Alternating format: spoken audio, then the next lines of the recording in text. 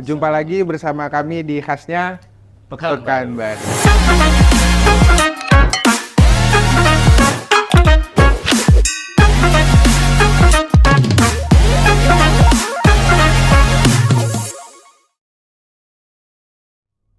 Bismillahirrahmanirrahim. Assalamualaikum warahmatullahi wabarakatuh. Jumpa lagi bersama kami di khasnya Pekanbaru. Sebuah obrolan singkat santai yang ngebahas hal-hal tentang Pekanbaru. Pak Isa, Siap. Pak Isa nggak merhatiin nggak nih dalam beberapa waktu terakhir di Pekanbaru ini pertumbuhan coffee shop itu cukup signifikan naik. Iya. Mulai dari di gang-gang kecil, di jalan-jalan besar, mulai dari coffee shop yang modelnya kecil-kecilan sampai yang industrial, yang coffee chain dari nasional juga udah masuk ke Pekanbaru di beberapa tempat. Artinya kan Ekonomi lagi bagus nih. ekonomi, ya itu ada satu ekonomi Pekanbaru yang bagus. Terus apa memang pertumbuhan kopi di Pekanbaru itu masih early stage, jadi masih ruangnya untuk tumbuh tuh masih banyak banget. Blue Ocean. Nah, untuk ngobrolin soal itu, sekarang kita udah datang dua tamu nih Pak. Siapa? Kita panggil langsung, kita kenalin langsung. Yang pertama ada Bang Eja. Tepuk tangan teman-teman. Tepuk tangan dulu Bang Eja. Ada Bang Eja. Ada satu lagi Bang Romi. Parbumi kawan-kawan. Tepuk tangan. Bang Romi, Bang Reza. Untuk ngobrolin kopi kali ini Pak, Ya. kita bukan hanya mengundang satu orang, tapi ini ada dua orang yang Dua-duanya adalah orang hebat ya. iya, yang bukan cuma satu brand, tapi ada beberapa brand. Maksudnya satu brand yang cabangnya udah beberapa juga. Kita pelajarin ya. Iya, kita mau gimana cara jadi pengusaha kopi. Usaha kopi. Terus gimana caranya supaya punya mental yang bagus ketika terjun ke industri ini. Kan pasti ada orang-orang yang mungkin cuman ikut hype-nya aja kah atau gimana, kan kita pernah lihat tuh coffee shop FOMO ya, FOMO coffee shop hari ini bagus, setahun kemudian udah ganti, udah jadi pecel lele tempatnya, kan bisa jadi. Oke, kita mulai nih. Bang Eja sama Bang Romi itu paling enak kalau mau dikenalin tuh sebagai apa sih Bang? Aduh, Bang Eja sebagai apa tuh? kayaknya lebih enaknya kita memperkenalkan diri sebagai pelaku kopi di industri kopi Pekanbaru. Kopi. Iya, karena mungkin brand ada beberapa brand yang kita sama, tapi ada coffee shop masing-masingnya. Kalau Romi mengenalin Bang Romi gimana? Ya sama, kalau kita lagi ngomonginnya kopi ya, saya memperkenalkan diri itu sebagai pelaku kopi dari Pekanbaru. Pelaku. Ya, Iya, kalau iya. dibilang barista, saya udah nggak aktif jadi barista lagi. Dibilang roaster, udah nggak ngerti soal roasting lagi. Kalau coffee cuper, ya juga nggak setiap hari cupping. Cupping itu yang ngerasain Iya. oh ya, karakter rasa itu ya. Gitu, Oke. katanya pelaku kopi sih. Kita banyak bersentuhan sama kopi. Kalau di Instagram saya lihat Bang Eja ini SCA Brewer. Berarti Specialty Coffee Association Brewer gitu Bang ya? SCA itu Specialty Coffee Association ya, yang di dunia itu. Berarti Abang tersertifikasi oleh Tersertifikasi di bidangnya brewer. Brewer, Brewer, iya. Kalau Bang Romi Q grader. Iya. Iya kan? Iya. Q grader. Quality grade. Quality grader. Itu di Pekanbaru sendiri dari Ada hemat banyak orang banyak nggak yang punya kelas spesialisasi betul seperti ini tadi. Kalau yang saya sendiri, yang Q quality. grader dulu. Kalau saya saat ini kemarin sempat dua orang Pekanbaru. Terus yang satu ini karena ada kendala tidak memperpanjang sertifikatnya. Akhirnya saya tinggal sendiri sekarang. Oke, berarti itu berpanjang. Tinggal Satu-satu jadi Pak. satu-satu ya di Pekanbaru. Dan itu harus annually ya, tiap tahun aja. Enggak, per 3 tahun Pak. 3 tahun diupdate dan itu akreditasinya ke mana? Kalau kan yang perwakilannya di Indonesia ada, alhamdulillah, nggak harus ke luar negeri.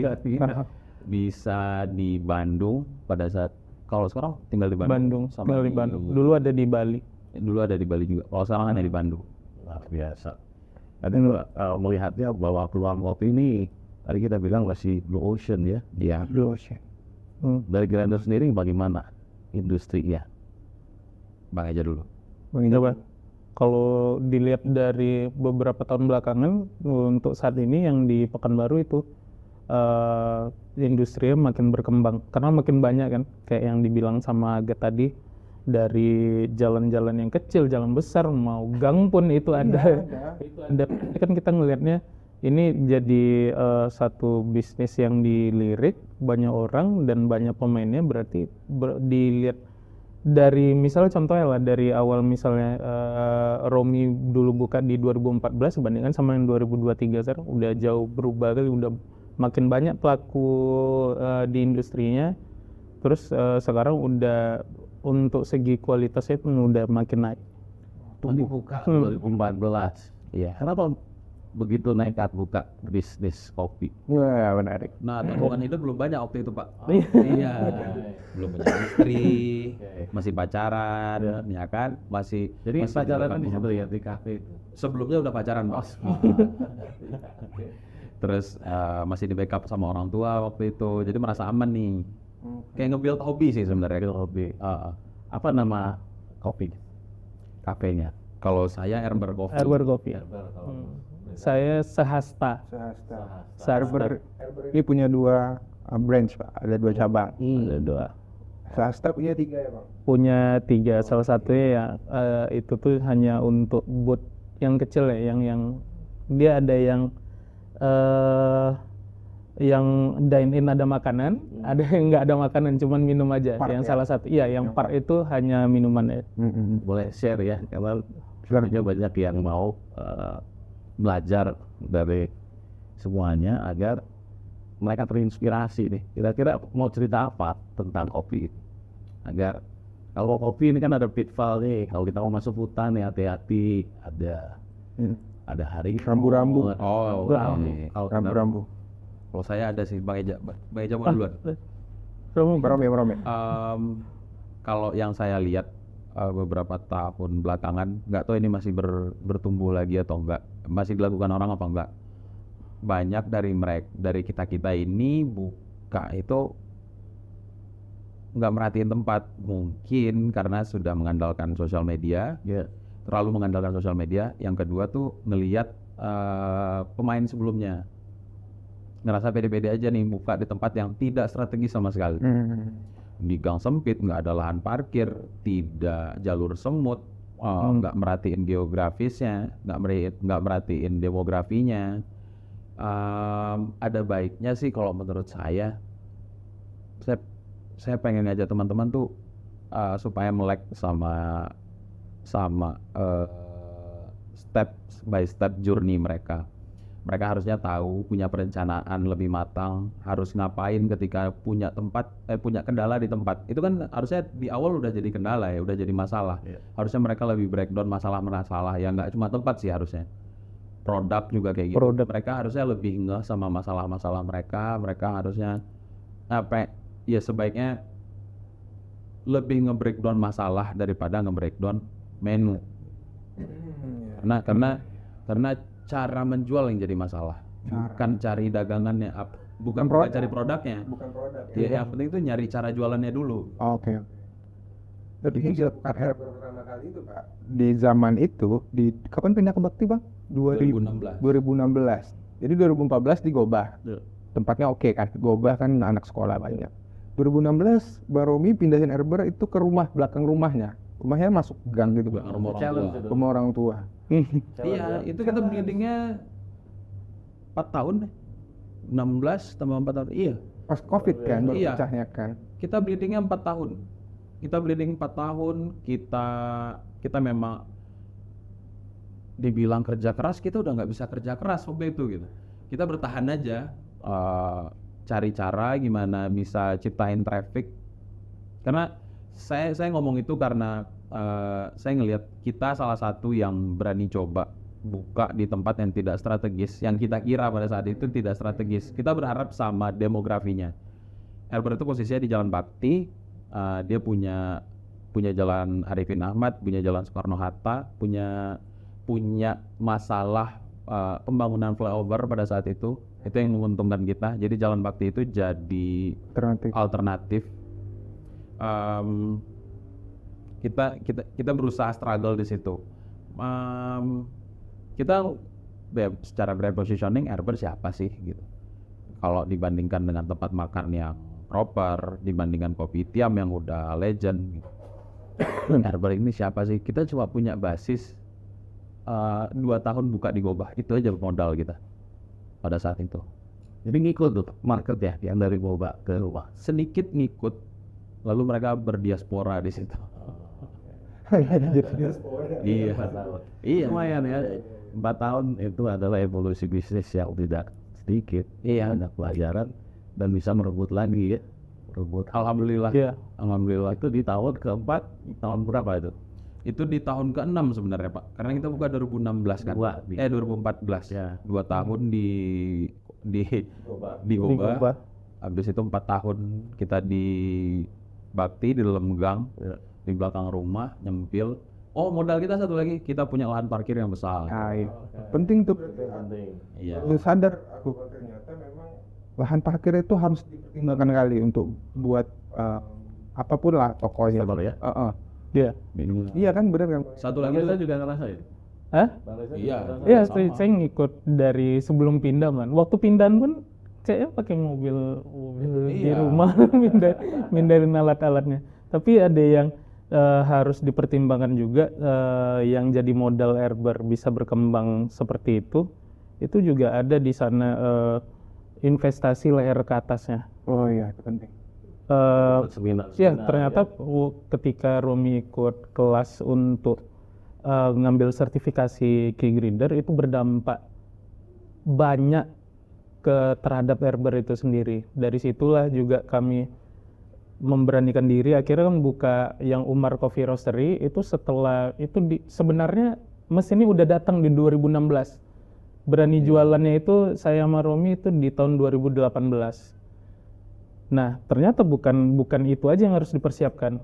Investasi layer ke atas seperti ngambil sertifikasi key grader, terus saya ada ikut kelas roasting juga.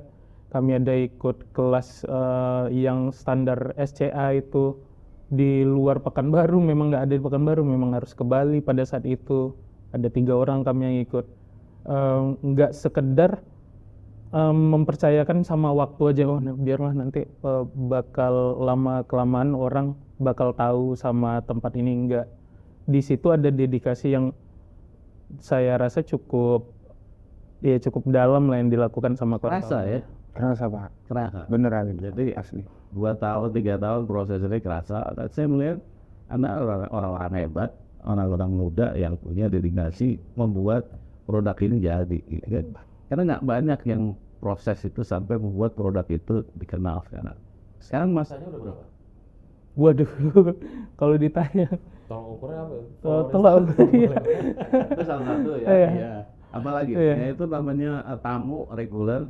Tamu traffic kita kalau saya yang saya masih on track tuh Bakti trafficnya 150 transaksi sehari ya.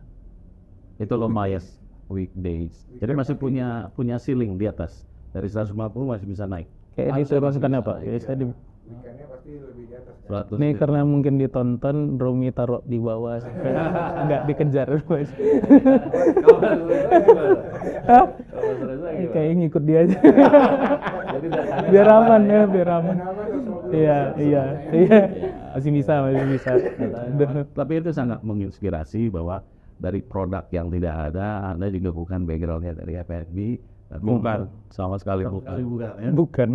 Luar biasa itu ya, hebat. Mau di masa Indomian, dedikasi yang luar biasa.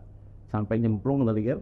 Iya, Setelah 2 tahun naik, nyemplung, berusaha Ya. nggak tenggelam. Alah, ya udahlah sekalian tenggelam aja lah. sekarang dengan hasil ini gimana? Nanti kita lanjut ya. Siap. Boleh. Sebentar.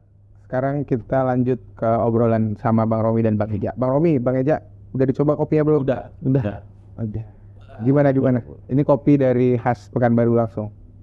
Maksudnya dari hotel khas maksudnya dari khas Pekanbaru hotel, bukan khasnya Oh, bukan, iya. bukan kopi khasnya Pekanbaru, tapi kopi dari hotel khas. Nanti orang salah ngira takutnya kan? Iya. Kopinya Pekanbaru. Ya, soalnya kan baru nggak punya kopi kan. Iya. Selat Panjang paling dekat. Selat Panjang, Ada di Berika ya. Berika. Itu juga kita lagi. Oh tadi Udah, kalau- ya. Nah ya kopi dulu satu. Banyak yang ini bisa kita bahas apa? Aku nunggu Bang Eja aja lah ya yang ngomongnya. Enggak. Aku tahu terus saya buka yang mana. Kayaknya harus ambilnya di Umar Coffee Roastery. Kalau mau dibilangin. Iya, jadi aku pikir kan ini masih hotel yang lama ya. Iya. Jadinya tuh susah ngelawannya Libertad soalnya. Tempat yang banyak luar. Teman yang punya kan. Ternyata bisa digeser.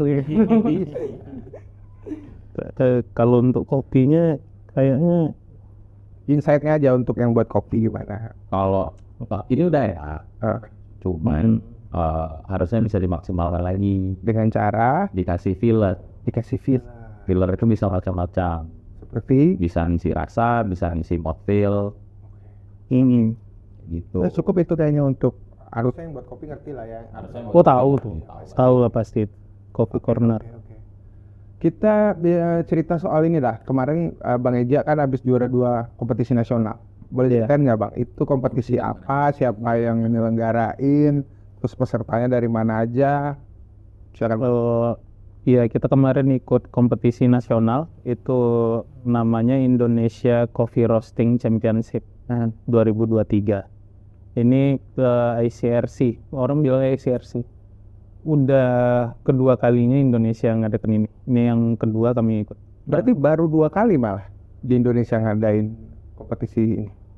Sebelumnya ada roasting juga, ada tanding coffee roasting juga, cuma belum pakai rules and regulation yang internasional.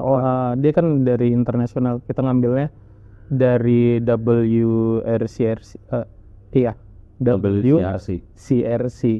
Jadi yang ajang dunia itu udah dilakukannya udah lama, tapi yang dari Indonesia baru tahun yang di 2022 sama 2023. Oke.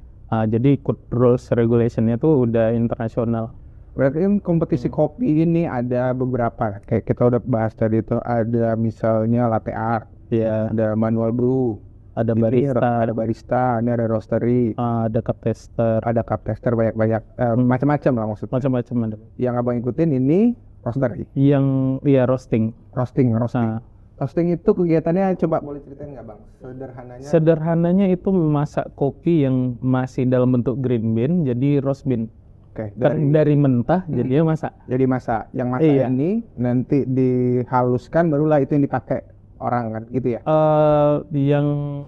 Kalau yang untuk dinilai ya pasti bakal harus di grind kan. Terus dia ada protokol cuppingnya, Oke. yang itu kayak kerjaannya Romi, yang biasanya ada yang sertifikat key grader jadi juri ya, itu nanti dikurasi.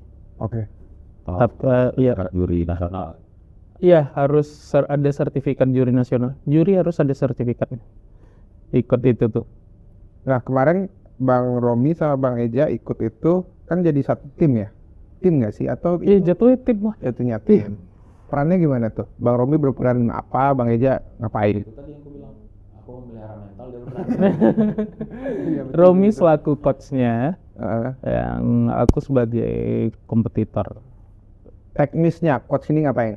Mungkin bahasanya kalau aku kurang tepat sih kalau dibilang coach. Jadi Konotasi coach ini kan sebagai pelatih. pelatih. Sementara tuh aku nggak ada melatih dia. Iya. Ini pandai sendiri nih. Bagus ya. Iya. Cuman aku sebagai asis, aku sebenarnya nggak sendiri sebagai asisnya. Itu berdua sama Randi. Kita satu tim itu bertiga kemudian Bertiga. Cuma officially sebagai coach itu aku yang terdaftar. Oke. Yang administratif lah ya. Iya.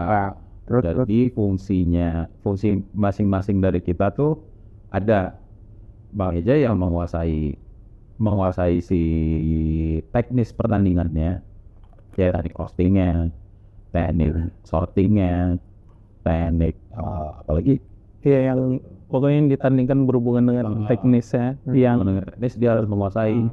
Sementara aku ada plotnya sendiri. sensori. Romi di sensori. Sensorinya. sensor itu ngapain? Cicip. Kecip. Karena kita di dalam pertandingan itu ada sesinya itu kayak cupping, open cupping ya. Jadi itu kopi yang sebelumnya ada di roasting tapi dalam jumlah sedikit itu untuk sampling. Terus kita cupping sama-sama. Terus Romi sama aku itu diskusi untuk merembukkan roast plan berikutnya bakal seperti apa kopi yang diproduksi. Bikin proyeksi. Iya, bikin proyeksi. Jadi dari segi teknis sama dari segi hasil juga. Nah, Yang banyak menguras gitu. iya. Alhamdulillah juara 2. Iya, jadi singkat cerita. Alhamdulillah juara. Itu berapa lama kompetisinya? Kenapa? Rangkaian kompetisinya berapa lama? Eventnya itu 4 hari, 4 hari. tapi kita datang di situ H-1 karena wajib kalau 5 hari ya, kompetisi. 6 Iya. hari. Iya, lebih lah jadi. Oh. Karena kita di ajang nasional manapun itu meeting orientation itu harus datang, kalau nggak datang pasti brief ya gitu. Terus dikenalkan kayak gimana nantinya di lapangan apa aja alatnya. Terus hari pertama di event tersebut barulah ada beberapa yang ditandingkan. Contohnya yang hari pertama itu ada lab practice-nya, ada grand evaluation-nya. Terus ibaratnya kita ada dikenalkan nanti alat yang kamu pakai ini, kopi yang kamu pakai ini nantinya. Terus ada ya ibaratnya gitu. Iya. Kita disuruh adaptasi dengan alat yang dipakai di sana. Terus hari kedua itu udah mulai ngerostingnya, masak kopi itu mulai itu di hari kedua itu sampling tadi, tapi dalam jumlah sedikit. Terus dilanjutkan sama open cupping. Itu Romi juga baru boleh ikut masuk ke dalam. Sebelumnya itu yang hari pertama itu aku sendiri yang masuk sampai terakhir itu pokoknya sendiri. Romi cuman boleh masuknya di open cupping. Nah, Satu section aku tuh boleh masuk. dari 4 Semen hari itu. Iya, jadi Iya. kalau aku merusak di satu section saat itu yang kurang ajar tuh kan. Gara-gara satu tapi bebannya kali ya. Iya. Aku tegang lagi. Ngerti ya betapa berat deh itu tanggung jawab. Tapi kan singkat cerita, alhamdulillah menang nih. Tapi orang nggak tahu proses di baliknya itu udah berapa kali pernah ikut kompetisi dan baru menang. Nah, coba Bang ceritain Bang.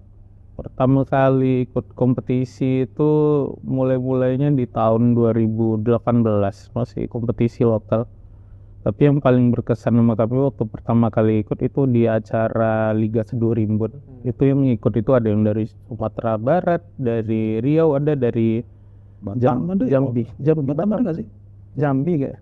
Oh, Batam tuh di sini. Nah, Batam latte art. pokoknya udah dibikin yang pertama kali itu namanya yang gagas itu yang Bang Alan dan kawan-kawan. Itu dia pakai rules and regulation-nya itu yang nasional. Dari situ kami belajar, oh ternyata kayak gini. Waktu itu pertandingannya brewer yang turun imam. Itu yang pertama kali kami mulai dari sana. Kayaknya sebelum itu ada. Ada tapi ada beberapa tapi nggak dianggap Romi lah. Amal juga gitu kan. Iya, nggak anggap. Kan aku anggap apa nggak anggap. Iya. Jadi yang seriusnya itu yang di Liga Seduh Rimbun itu 2018. Juara. Sampai, alhamdulillah juara pertama, tapi itu setelah itu berpuasa akan trofinya. Puasa trofi. Puasa Kan gelar. 18, 19 ada lagi tuh kejuaraan liganya. Iya, Ada lagi yang kalah. Ah, 20 Covid, 21 Covid, 22 masih Covid, 23 baru ada kompetisi lagi. kan Dua-dua kita Dua-dua. ke Batam juga. kalah juga. Lebih menyakitkan nih kalahannya. Kita Ada- sempat mencoba banyak kena diskualifikasi. Iya, jadi intinya tidak ada nilai karena ketidakpahaman akan rules and regulation. Makanya kalau kawan-kawan mau ikut kompetisi memang RNR harus dibaca. Terus ada juga yang adik kami yang bantu tadi, kan kami setim bertiga yang pergi terakhir Jakarta. Si Randi dia juga ada ikut di Bogor, kalah juga. Jadi kalau ditanya pertama kali ikut langsung menang, wah iya, kedengarannya memang kayak kok gampang kali. Padahal kami udah mencoba bergerak sebagai tim, yaitu dia dari tahun 2018 udah berani turun-turun yang kayak gini kompetisi. Alhamdulillah yang ini menang. Alhamdulillah. Karenanya pada kompetitif semua soalnya. Wajib. Barista di air bersama Sasta ya. Iya. Iya, iya. Iya, alhamdulillah orangnya pada kompetitif, nggak mau kalah, nggak mau sama. Nggak mau kalah, nggak mau sama. Itu kunci untuk menang kayak. Bang, kalau misalnya ini tertarik nih sama kopi nih, tapi mungkin belum jadi pengusaha, mulai dari mana biasanya? Barista ya? Mulai dari pikir-pikir dulu lah. Pikir Biasanya Iya. ini ada link antara mana?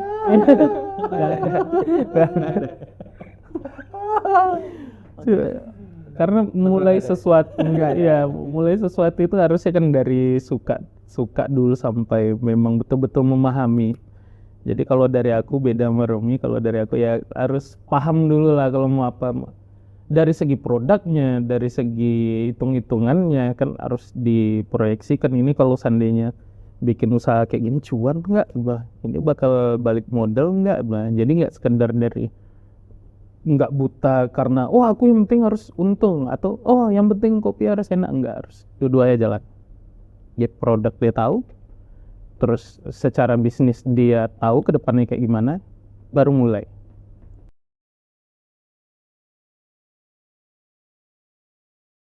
aja Bang Romi. Ya. Udah ikut lomba nasional, alhamdulillah udah juara 2. Gimana caranya supaya teman-teman di Pekanbaru ikut? Boleh share insight apa pelajaran yang didapat setelah ikut lomba nasional? Caranya ikut lomba nasional dan supaya bisa menang. Silahkan duluan siapa? Cost. Yang pertama tuh siapin alokasi pendanaannya. Oh, budgeting. Itu pasti budgeting. Karena untuk ikut kompetisi itu butuh alokasi dana yang besar, butuh alokasi waktu yang besar juga, dan alokasi manpower yang juga nggak sedikit. Ya kalau dilihat yang bertanding itu satu orang, padahal di belakangnya ada banyak orang. Pasti dipilih. Terus juga kalau seandainya teman-teman ngerasa kayak ikut kompetisi di nasional itu habis sampai situ aja, enggak, walaupun nggak menang nih, banyak kok bisa diambil dari situ. Pelajaran ya. Kita tidak merasa sombong bahwa kita itu kecil. Yes. Iya, itu benar. Aku ngeliat, aku jangan ikut kompetisi nasional, nonton di kompetisi nasional itu udah berasa kayak ini kecil. Ya, aku mungkin boleh kalau tadinya aku tuh baru sih, ini jagoan karena mau nih. Dan kalau waktu keluar dari Pekanbaru dulu nggak ada apa-apanya. Iya. Itu bisa, itu kita jadi motivasi buat kita supaya bisa ngejar punya scope yang besar lagi, nggak sekedar Pekanbaru, pengennya tuh lebih besar lagi dari Pekanbaru. Ya itu aja sih motivasi buat Nggak berhenti di zona nyaman. Tuh, diperbesar zona nyaman. Iya. Jangan bergerak dari zona nyaman, itu tidak baik. Harusnya kita selalu nyaman dan aman. Diperbesar zonanya. Zonanya diperbesar ya. Aku sendiri itu untuk ikut kompetisi itu memang untuk nge-push diri kita. Kita bisa belajar lebih cepat di kompetisi lah. Karena sebenarnya waktu di kompetisi apa yang dilakukan juga yang dilakukan di Pekanbaru kan, ngerosting kan. Bedanya ketika sudah di panggung, sudah di acara itu, kita dituntut adaptif dengan alat yang baru, dengan bahan yang baru ketemu, dan kita hanya dikasih waktu nggak banyak untuk menyiapkan hasil yang bagus dengan waktu yang terbatas. Ya, waktu yang terbatas. Jadi kalau seandainya ikut kompetisi, biasa itu lebih nge-push kita untuk belajar lebih banyak. Luar biasa, besar ya. Ini salah satu gimana hotel sendiri nyemplung ke market kopi. Boleh dikulik, boleh? Aduh, dicobain ya. Apa ini ya kira-kira masukannya? Tadi udah ada di Harusnya kalau saran kita sih lebih ditambah fillernya. Oke. Karena ini masih ringan rasanya. Sementara orang Pekanbaru nih lebih suka rasa yang strong, mau feel yang penuh. Iya, itu. Dan penambahan filler kayak gitu kita juga bisa dari satu produk turunannya jadi beberapa produk. Dari yang Luar awal. biasa. Nah itulah ya. Kalau kita ngobrol sama ahlinya, kopi aja punya turunan ya. Iya. Jadi mudah-mudahan bisa menginspirasi. Kira-kira apa yang mau di-share buat teman-teman di luar sana, tips dari perjalanan? Bang Romi dulu. 3 tipsnya. Yang saya pegang, jangan sombong, selalu haus belajar, kan ilmu. Jangan lepas dari agama. Waduh. Ya, Bagainya.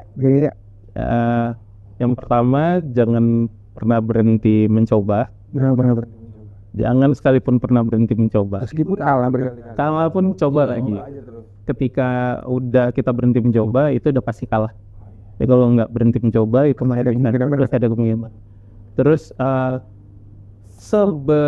sebanyak apapun skill, tambah etika, tambah etika itu sama dengan nol. Basic. Ya, apapun itu di kopi pun kita dituntut attitude. Terus skill ya. iya. Dan yang ketiga ya seperti biasa, jangan terlalu berat lah kalau seandainya mengeluarkan uang untuk investasi layar ke atas di dunia kopi. Karena nanti gunanya ke depannya nanti berkembang atau enggaknya. Terus belajar. Ya. Itu yang terakhir tuh bagus banget Pak. Jangan lupa investasi leher ke atas. Karena dari situ deh. Iya. Dari investasi leher ke atas, ikut lomba, menang, dapat apa ya? Exposure. Iya, dapat exposure. Akhirnya kan produk kita laku lagi. Mutar terus. Investasi leher ke atas itu terbayar di belakang. Iya. Agar mendapatkan jalan. Karena jadi right roll terus gitu kan. Apalagi ya dan dunia itu tidak punya background di dunia itu ya. Iya. Investasi leher ke atas. Bukti Anda berdua bisa akhirnya. Kekurangan buat Pak Romi dan Wayana. Terima kasih banyak. Kebanggaan. Satu hari kerja di Pekanbaru sekarang Iriam. Ajar saya.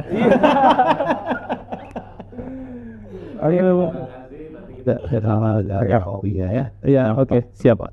Kopi, Bang terima kasih di dalam musik.